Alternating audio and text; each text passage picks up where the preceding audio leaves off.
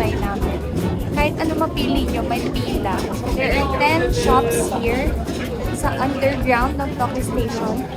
And I suggest you get the gourmet guide para mas makapili kayo.